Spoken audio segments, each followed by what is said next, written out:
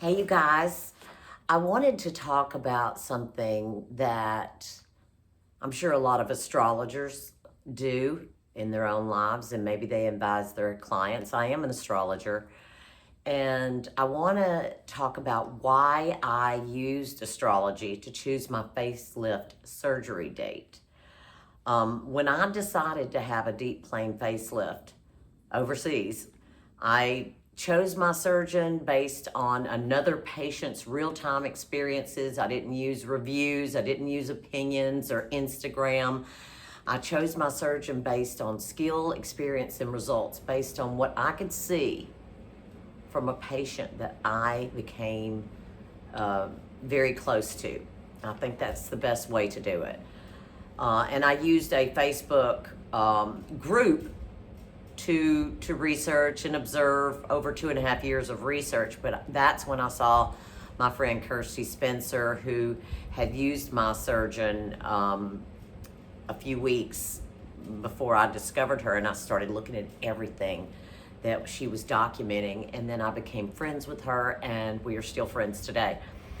But astrology didn't replace any of those practical considerations. It just helped me choose the timing, and that's what I'm here to talk about.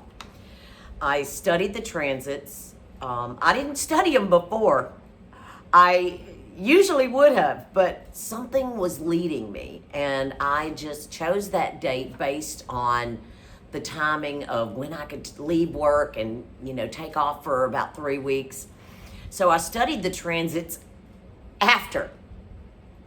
And the transit surrounding my surgery date had a very unusual concentration of supportive indicators. And most significant was my Venus return. I was about a month and a half, a little over a month and a half out from my birthday.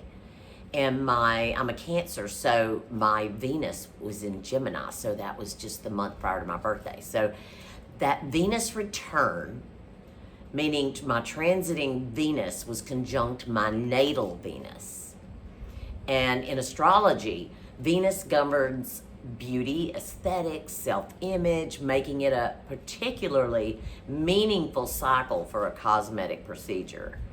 Now, Venus was also conjunct my natal Mercury, because they are both in Gemini, activating the themes connected with the face, the expressions, refinement, and at the same time, Jupiter was conjunct my natal moon, which the moon is huge. A transit traditionally associated with protection, care, emotional support, and healing.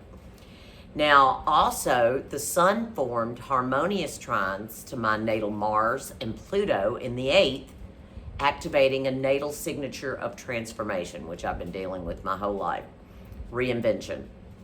Mars represents surgical intervention, surgical skill, incisions, and the like.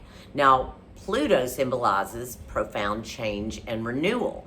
So also, Saturn's supportive aspect to Mercury suggested careful planning, professional competence, and disciplined decision making. So everything was just lining up like it was just meant to be. Timing also mattered. My surgery took place after the Scorpio full moon on April 30th, and this is 2026.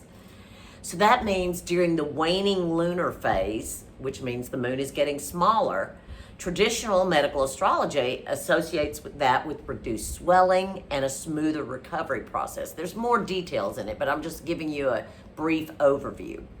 But most striking of all, for me personally, and this doesn't happen to everybody, the procedure occurred as Pluto was completing its long transit through my first house of self.